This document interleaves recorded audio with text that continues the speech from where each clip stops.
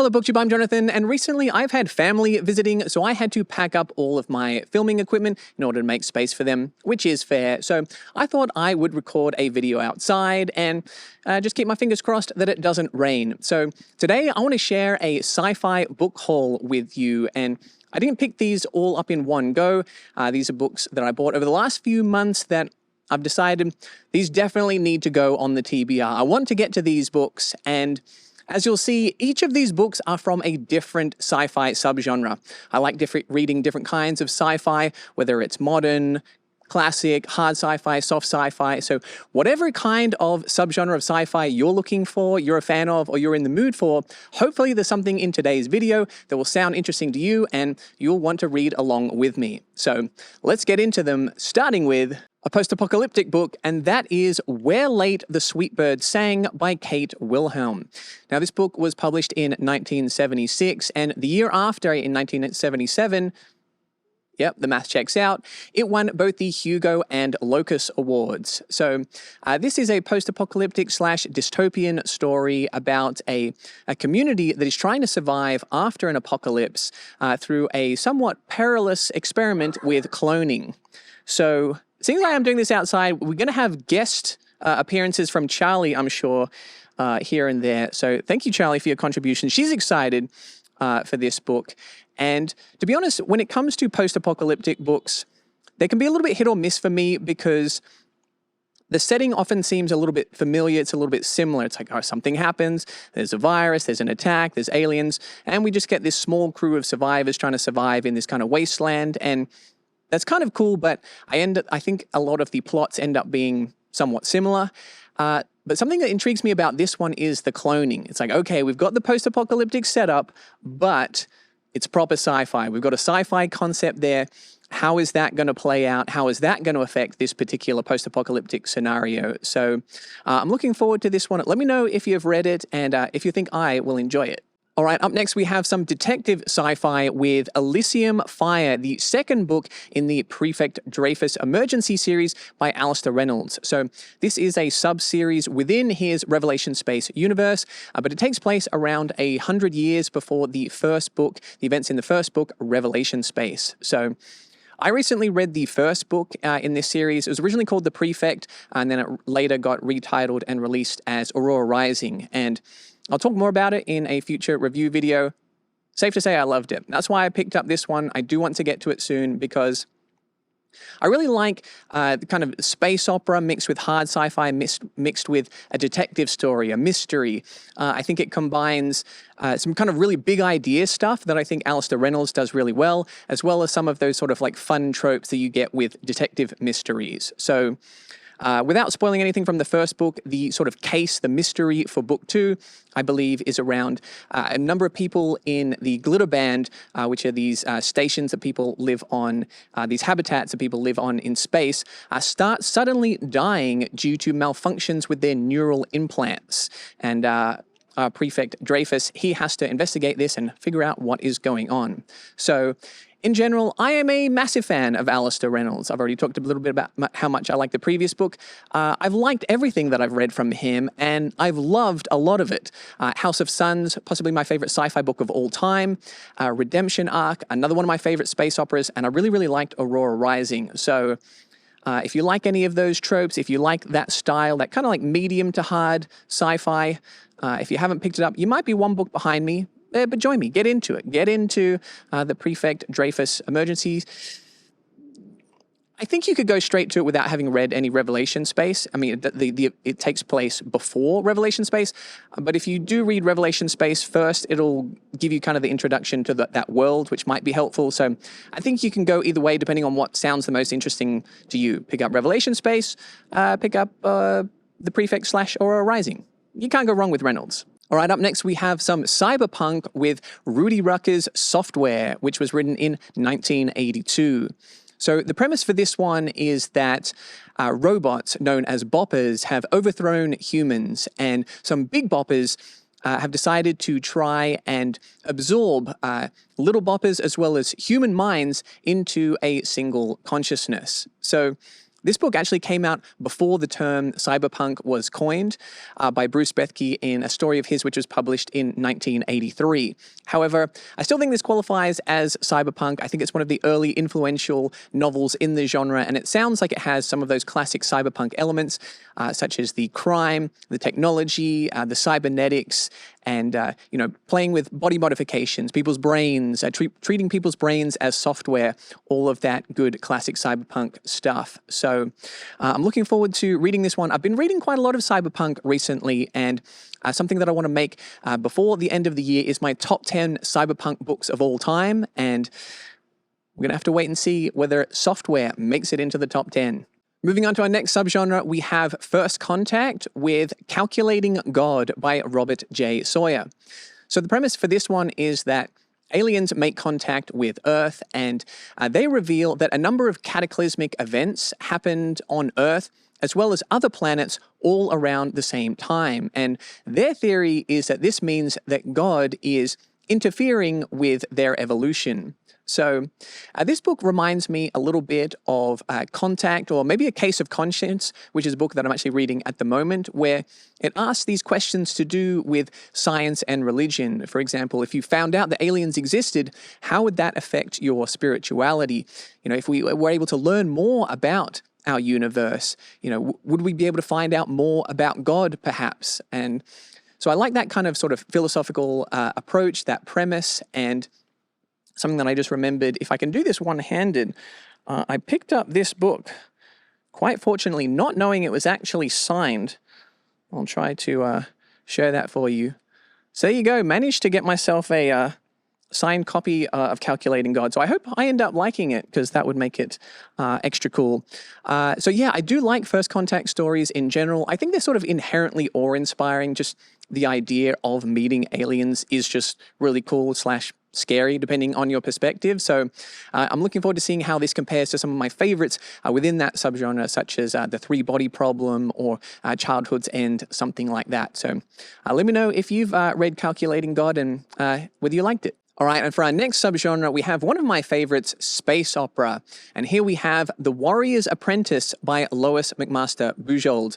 Now, this is the second book in the Volkozigen saga if you go by publication date, and I believe the fourth novel in the series if you go by the internal chronological order. So I have tried this series before. I started with the Vor game, and I like parts of it, but I was a little bit mixed on it, and I don't know if that was the best one to start with, because a number of people told me I probably shouldn't have started with that one. But in my defense, Bujold herself has said that she wrote the series intending for each of the books to be able to be read as standalones.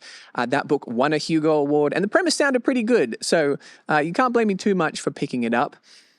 And it seems like people are split on where you should start. You should either just start with Shards of Honor, the first book in the series by publication date, although that is, in some people's minds, a bit of a prequel because it starts with Miles. Miles is the main character throughout the series. His parents. That isn't a Miles book. Or you can start with The Warrior's Apprentice, which is this book here, and it's the first Miles book and sort of introduces you to the main character. So people are kind of split on that. I ended up going with The Warrior's Apprentice just because they seem to be a little bit more highly regarded. If I want to get into this series, I want to get attached to Miles. I want to learn more about Miles, grow to like Miles as a character, and then I think that'll help propel me through the series. And yeah, if I picked up Shards of Honor and didn't like it that much, people would probably say, oh, keep going, keep going. It gets better and better. But at that point, I'll have read two that were kind of like hit or miss for me, and I just feel like I'd be less excited. So I'm trying to start with one that I think is nothing's guaranteed in life, but hopefully a surefire winner in The Warrior's Apprentice. Just quickly, the premise for this one is that Miles Volkozigen, and we're back from a quick Charlie break. So the premise for this one is that Miles Volkozigen is trying to live up to the reputation of his legendary father, as well as overcome some of his physical challenges that he has. And along the way, he accidentally recruits a space fleet of mercenaries, I think. So I'm expecting this one to be fun, have some good adventure, good characters, seems to be on the lighter side, but I think also is maybe going to tackle some interesting themes. So Weigh in. Did I finally make the right choice with the next Vorkosigan book that I tried to pick up, or have I made the wrong decision once again? All right, and just before we get to our next book, we've got a quick word from Charlie. Charlie, what did you want to share? The Discord server. People can check out the Discord server in the description for free. You can have all kinds of great sci-fi discussions in the Discord server. Check it out. Come join us. Come talk about sci-fi books. It's the place to be, according to Charlie. All right, next up, we have a bit of a niche subgenre, one that I'm going to call far, far, far future sci-fi. And we have Tao Solandis by Daryl William Moore. So I love books that don't just take place in the future, hundreds of years in the future, thousands of years in the future. No, I want millions, if not billions of years in the future. Some of my favorites are The City and the Stars by Arthur C. Clarke. Something that's really just going to stretch my imagination, the author's imagination, just something that's really going to blow my mind. So this book sounds really cool. It is actually, if that name sounds familiar to you, this is actually written by FiOdyssey. He has a YouTube channel, makes great videos on science fiction, so I'll leave a link to his channel in the description. And this is his third book. His latest book is called Tao Solandis, and Tao Solandis is a series of interconnected stories in the future, at the end of time even, once the last of the stars have flickered out, there is a space station that has survived, that is orbiting around a black hole.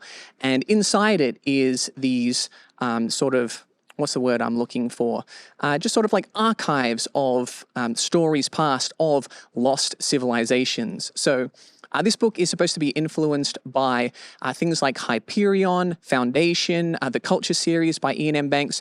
So if you like that kind of like sprawling style of science fiction storytelling, then this might be for you.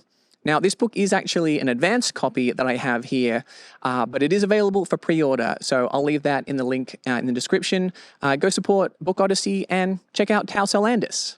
And speaking of time, let's go to a staple subgenre within science fiction, that being time travel. And for this, we have Century Reign by Alistair Reynolds. So this is my second Reynolds book for this video, just because I've been enjoying his books so much. I want to finish everything that he's written within the Revelation Space universe, as well as read all of his standalones, which this is. So in this time travel standalone book, around 300 years in the future, a wormhole is discovered, and at the other end of this wormhole is our mid-20th century. And on this alternate version of our planet, a device is discovered which potentially has the capability to destroy both planets at either end of this wormhole. So you have some cool timey-wimey stuff, I'm sure some hard sci-fi, a cool mystery, and seeing as Alistair Reynolds has a PhD in astrophysics, I'm really looking forward to seeing what he does with the science of time travel. What are the rules he's going to implement, and how's he going to utilize those in order to tell a cool sci-fi time travel story? So if you've read this one, let me know how you think it stacks up against other Reynolds books. Okay, for our next subgenre, we have military sci-fi with Redliners by David Drake. So the premise for this one is that a major and his unit have already seen too much war in their battles with an alien species, but they are tasked with one final mission: to escort a group of civilians to a rather hellish planet. So David Drake actually unfortunately passed away in 2023, so I was sad to hear that. But I have been looking forward to reading his books for a while, and I've got this kind of somewhat beat up paperback here, but I was quite fortunate to find this secondhand for only 99 cents. So even though it's a little bit beat up, it's kind of a cool edition. I don't know if you can pick it up in the camera.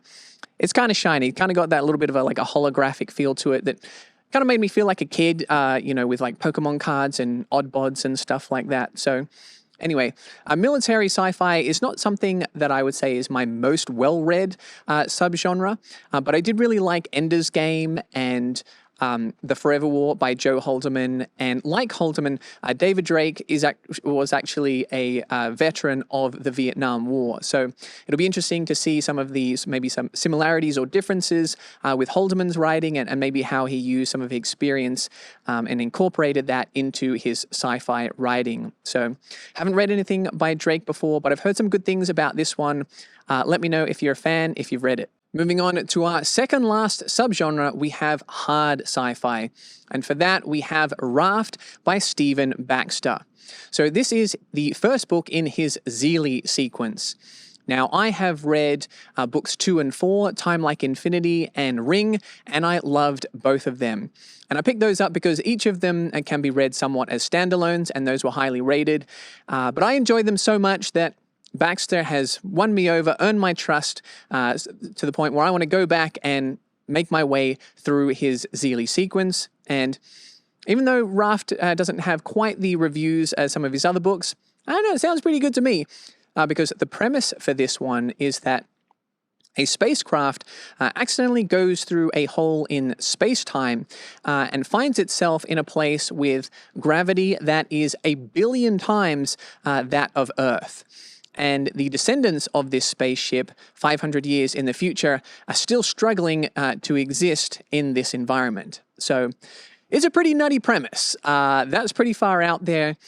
Baxter is a hard sci-fi writer. I'm sure he'll explain it all to me. I don't get it yet, but I'm sure he will, because he kind of hits you with some info dumps in his books, but they're usually pretty interesting. So I don't really mind exploring that, learning the science, because he combines that with just really interesting stories, crazy concepts, and pretty much everything that I'm looking for in hard sci-fi. So if you want to try out the Zeely sequence, the first 4 books are available in an omnibus edition. If you're looking to buy them individually, they are out of print, and I just wanted to get the individual mass market paperbacks, which is why I have this kind of old crusty version, which I don't really mind. It has a little bit of character. I don't mind, especially for older books. I mean, this came out in the 90s, so it's not super duper classic, but older books, you know, buy it secondhand, buy one with some character, just enjoy the vibe, and I enjoy the hard sci-fi vibes of Stephen Baxter. And for our final subgenre in today's video, we have some philosophical science fiction. And for that, I grabbed Up the Walls of the World by James Tiptree Jr., which is the pen name for science fiction author Alice Sheldon. So, first of all, I love the cover on this one. We've had some good covers today, but I think this would be my favorite. Hopefully you can see that the sun is going down. We are fighting the elements. We're racing the elements today, but I love this cover, and hopefully I love the book, because the premise sounds pretty cool. It is about aliens invading Earth, and these aliens have telepathic abilities, and they attempt to take over the minds of bodies of humans because they are fleeing from a leviathan that is about to gobble up their star system. So, a pretty unique premise, sounds a little trippy. I'm pretty interested in this one, and I believe it's on the softer end of the sci-fi spectrum. I've been told it focuses on the characters and psychology, as well as including some rather unique aliens, which is always a challenge for science fiction authors to pull off. So we'll see if Alice Sheldon is able to do this with her novel, Up the Walls of the World. She was actually more well known for her short stories, but she did write 2 novels, this being one of them, and this being one of her most well-regarded works. So let me know if you've read this one, if you think it's a little underhyped, a little underrated, whether more people should give it a go. I think they should, just based on the cover alone and that kind of trippy premise. So let me know if you're a fan. So there you go. That is the stack for today's video. Let me know if you've read any of these or if any of them sounded interesting to you and whether you plan to pick them up. I hope you enjoyed this video. If you did, smash or just gently click the subscribe button. And if you really enjoyed it, consider checking out the perks of becoming a Patreon member, where you can become one of my robots, androids, or cyborgs, like Nima, a New Eden, Half Ogre, Zakawe, Samil, and the incomparable Colin. And you can find more sci-fi content over here.